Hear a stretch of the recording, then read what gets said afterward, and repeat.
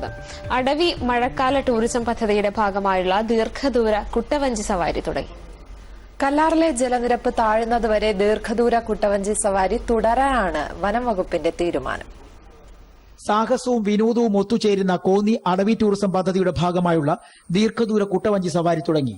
Manneera വനത്തിലൂടെ 4 kilometre യാത്ര ചെയ്യുന്നതിന് ഒപ്പം കാടിന്റെ ഭംഗി ആസ്വദിക്കാനുള്ള അവസരവും ഒരുക്കിയാണ് വനം വകുപ്പ് ദീർഘദൂര കുട്ടവഞ്ചി സവാരിക്ക് രൂപകൽപ്പന ചെയ്തിരിക്കുന്നത്. 4 പേർക്ക് യാത്ര ചെയ്യുന്നതിനുള്ള സൗകര്യം കുട്ടവഞ്ചിയിലുണ്ട്. പ്രത്യേക പരിശീലനം നേടിയവരാണ് തുഴച്ചിൽക്കാർ. ഇതര സംസ്ഥാനങ്ങളിൽ നിന്ന് പോലും സഞ്ചാരികൾ മണ്ണീറ വനത്തിന്റെ ഭംഗി ആസ്വദിക്കാനും സവാരിക്കുമായി ഇവിടെ എത്തിത്തുടങ്ങി. സൂപ്പർ ആയിട്ടുണ്ട്. ആദ്യമായിട്ടാണ് ഇങ്ങനെ കുട്ടവഞ്ചി യാത്ര ചെയ്യുന്നത്. ഇത് നല്ല എക്സ്പീരിയൻസ് തോന്നുന്നു. നല്ല യാത്രയായിരുന്നു.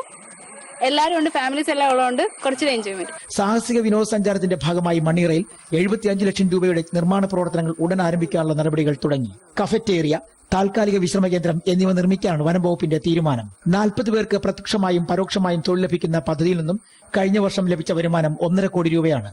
ദീർഘദൂര കുട്ടവഞ്ചി സവാരിക്കായി 30 കുട്ടവഞ്ചികളാണ് ഉപയോഗിക്കുന്നത്. അടവി ടൂറിസം പദ്ധതിയുടെ ഭാഗമായുള്ള ട്രീ ഹട്ടുകളാണ് മറ്റൊരു മുഖ്യ ആകർഷണം.